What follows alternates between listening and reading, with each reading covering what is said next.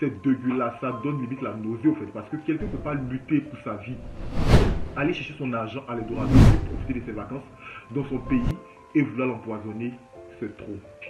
On se répond tout à l'heure après le générique. Bonsoir tout le monde, j'espère que vous allez bien. Moi ça va super bien. D'abord, pour commencer la vidéo, je vous souhaite les meilleurs vœux. Que cette année soit remplie de tout ce que vous voulez, parce que après c'est un jour qui a séparé 2021 à 2022. On peut dire que notre vie continue toujours, ce sont les mêmes habitudes, on va continuer. Une nouvelle année pour pouvoir changer ou bien pour pouvoir se mettre à créer des projets ou à se jeter dans un business, ça c'est ce qu'ils voient. Aujourd'hui, je suis de m'asseoir devant ma caméra parce que c'est un sujet très délicat.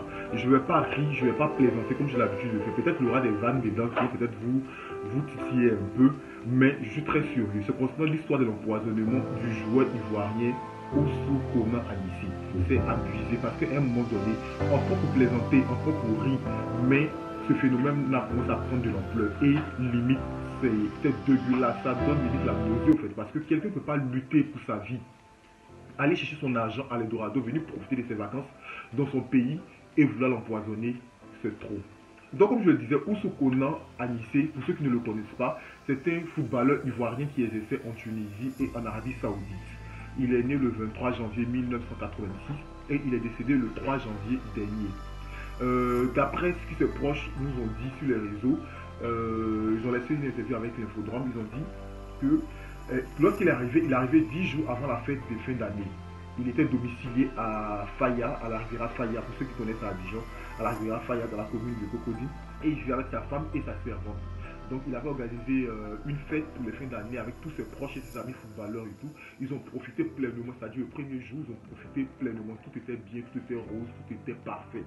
Et le deuxième jour, il avait décidé de partir à un concert à Anono, mais tellement qu'il était épuisé, il a dit non, que c'est pas la peine, qu'il va faire un autre show avec sa famille. Donc il est resté avec sa famille uniquement. Donc il n'avait pas supposé sa famille éloignée et tout, il n'était pas présent. C'était que sa petite famille et ses voisins qui étaient présents à la soirée. Donc après ça, il a décidé, je disais, pour ne pas perdre le rythme et l'énergie qu'il avait, pour ne pas perdre la forme, vu qu'il est footballeur, il est l'athlète, il a voulu intégrer un club en Côte d'Ivoire, c'est-à-dire un club dans la ville de San Pedro, pour pouvoir garder la forme. Et donc pour cela, il voulait se réunir avec ses autres amis footballeurs, vu que d'après ce que les gens disent, il était philanthrope, il aimait le monde, il aimait tout le monde, donc il aimait faire le bien autour de lui. Quand on dit que le bienfait, quand il ne va jamais perdu, le bienfait est vraiment perdu. Et son bienfait qu'il a voulu faire là, il a conduit dans le trou. Parce que s'il avait laissé les autres à leur livre sort, il serait encore en vie aujourd'hui. Donc après, on dit l'homme propose, Dieu dispose. Donc je continue sur le sujet.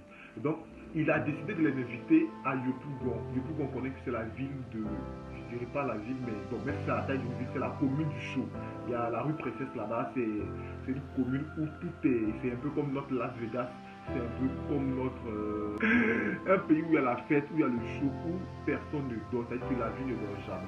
Donc il a décidé de les inviter et pendant qu'ils étaient là-bas, ils ont profité de la soirée. Il y avait son cousin, c'était précisé, il y avait son cousin, un cousin éloigné, et il y avait ses coéquipiers.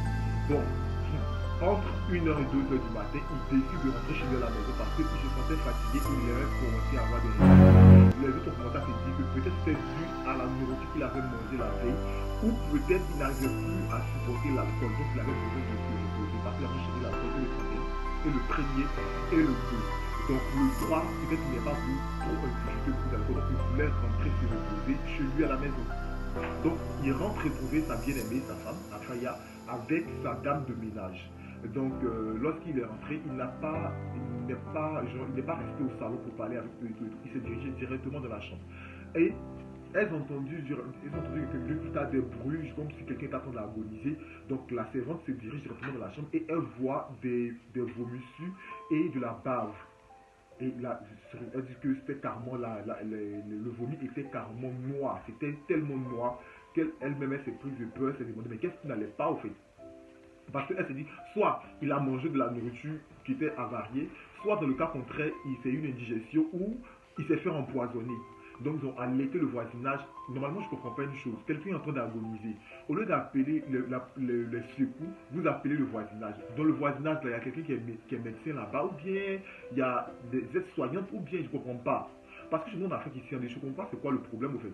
Vous voyez quelqu'un qui est agonisé, au lieu d'appeler les secours pour avoir le premier soin, vous cherchez à acheter le médicament traditionnel. Non, donnez-lui le charbon, il va vomir. Donnez-lui le rouge. Donnez-lui tout.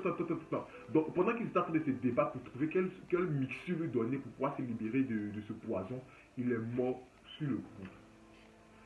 Genre, je sais pas quoi dire.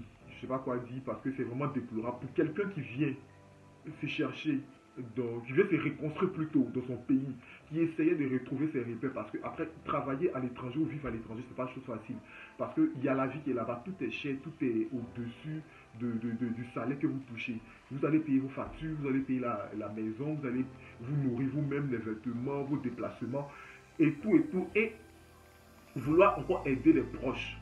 Aux dernières nouvelles, après l'interview, on nous dit que celui qui était responsable de cette mort, celui qui est responsable de l'empoisonnement de M.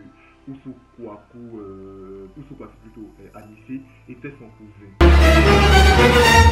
Donc, d'après l'interview donnée le 3 janvier par son manager, il nous informe que Monsieur Oussou a été empoisonné par son cousin. Son cousin, hein. Bon, nous on n'était pas présents. On se base sur ce qui a été dit sur les réseaux sociaux. Il était empoisonné par son cousin. Après, c'est pas son cousin seul qui était présent à la fête. Il y avait ses amis footballeurs, comme on le dit. Mais pourquoi son cousin on l'accuse? Moi, je sais pas pourquoi. S'il n'était pas en bon terme avec son cousin. Bon, après, on attend pas. Vous aussi, les gens de l'Afrique, on n'arrive pas à vous comprendre parce que c'est tellement bizarre. On peut dire peut-être que genre la personne t'a fait quelque chose de mal, peut-être tu veux te venger. Même pour te venger, c'est pas pour toi que tu vas lui ôter la vie parce qu'il a sa famille, il a sa femme, il a ses enfants, il a ses coéquipiers, il a ses fans, il a un grand nombre de personnes qui le suivent. Et pour une simple jalousie, pour une question de vouloir avoir peut-être, je sais pas, il n'y a pas d'héritage. Parce que qu'est-ce qui prouve que c'est ce qu'il a laissé, tu auras ton nom. Qu'est-ce qui prouve même qu'il a laissé quelque chose? Parce que quand on nous dit qu'il essayait de venir se relancer comment on appelle ça, dans le club à San Pedro et tout, ça veut dire que la vie ne lui a pas réussi en Arabie Saoudite. Donc il a voulu venir se reconstruire. Et il laissait quelqu'un mourir comme cela, juste par jalousie, à la fin de l'âge comme cela. C'est vraiment, c'est je suis vraiment navré pour sa famille. Je condoléances à toute sa famille, à ses proches, à ses amis, mais vraiment faites une autopsie pour savoir si réellement il a été empoisonné. Parce que après, vous savez qu'il y a des composants de la nourriture qu'on mange souvent et quand c'est mélangé à certains trucs, on peut faire une overdose ou on peut mourir de gastro, quelque chose du genre. Et après, on accuse les autres produits, ils sont des sorciers. Je ne fais pas ma mauvaise langue. Mais en même temps, je dis que soyons prudents. Là, comme moi, je sors très souvent, mais je sors avec mes verres. Limite même là, je bois tout dans mes verres, je bois au clair. On dit que je suis un vieux, je suis gonflé ou que je vais le faire boire. Mais c'est pas mesure de provoquer parce qu'on ne sait plus à qui faire confiance. Parce que nos propres amis qui sont ici là, on ne sait jamais. Si nos frères on va comme ça, pas nos amis. Tu vas de quel ami? Parce que nos amis même ils ne savent pas à mettre pile de caïmans dans nos verres, ils ne savent pas à frotter. Il y a quand on sur nos verres pour qu'on participe et tout est parce qu'on a commencé à faire 10 vues sur internet. Donc c'est pour dire que soyons prudents. J'ai vu beaucoup de footballeurs qui ont combattu les Junior Saïd, Drogba et certains footballeurs de différents clubs où il est passé. Et vraiment, pour quelqu'un qui a fait près de 15 clubs, c'est-à-dire qu'il a une masse de personnes qui le soutiennent, une masse de personnes qui le connaissent.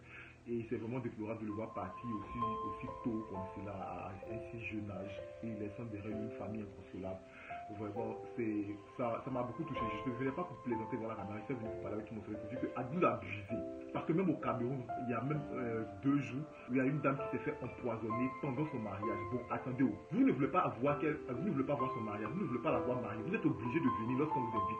Ne venez pas rester chez vous, mais vous voulez que mariage, on va faire ça à 4, mais pas dire à 3, mais à 2. C'est-à-dire que nous, on sera le maître, nous, on sera les invités, nous, on sera comment on appelle ça, le témoin. C'est-à-dire qu'on te pose question, tu dis oui, tu cours, après tu t'assois dans le public là-bas, tu applaudis, tu cries, après tu reviens encore, tu dis que tu veux signer, tu finis de signer, tu cours encore, tu dis que wow. Quand tu reviens encore, on te dit que la bague, vu les mêmes bagues, tu cours encore, tu t'assois dans le public pour crier. À un moment donné, ça abuse. Cherchez vos vies, vous pensez que c'est l'image qu'on vous donne de nos vies qu'on vit ici là, c'est l'image parfaite. Vous pensez que quand on snap peut-être 2-3 pizzas à 1 centime, vous pensez que genre c'est cher. Vous en êtes assis quelque part là-bas en train de boire peut-être un verre qui coûte 5-4 euros. Vous dites que non, on a reçu nos vies. Arrêtez qu'à un moment donné, cherchez vous aussi. Quelqu'un va pas venir lutter ici, aller profiter de ses vacances au pays et puis il va mourir juste comme cela. C'est-à-dire que lui-même, en précipite sa mort. Quand ils ont forcé le destin de sa mort même pour le pousser. Vraiment, je ne sais plus quoi dire. Parce que ça commence à me monter et puis genre, j'ai pas envie de m'énerver devant la caméra. Donc, ce que je veux dire, c'est d'être prudent et encore considérer sa famille. C'est tout pour cette vidéo. Parce que je ne vais pas être long. Parce que je vais me perdre dans mes mots. Et je vais perdre carrément le fil conducteur de mon sujet. Donc c'est tout pour cette vidéo, j'espère qu'elle vous aura plu. N'oubliez pas de liker, de commenter et pour ceux qui ne sont pas abonnés, de vous abonner, d'activer la cloche de notification pour ne rien rater sur les prochaines actualités et les débriefs et tout ce qui se passe sur la toile. Et en même temps, je vous dis de rester prudent. Pour ceux qui sont dans les pays où il fait froid actuellement, restez couverts parce que vous voyez que j'ai pris une bronchite en voulant me jouer les graves sur une moto. Je vais vous faire une story time pour vous expliquer ce qui s'est passé sur la moto. Et en même temps, nous aussi on échappé à la mort le 1er janvier parce qu'ils essaient de nous empoisonner aussi. Ça c'est un autre sujet. D'ici là, on se dit à très bientôt pour une nouvelle vidéo. Bye.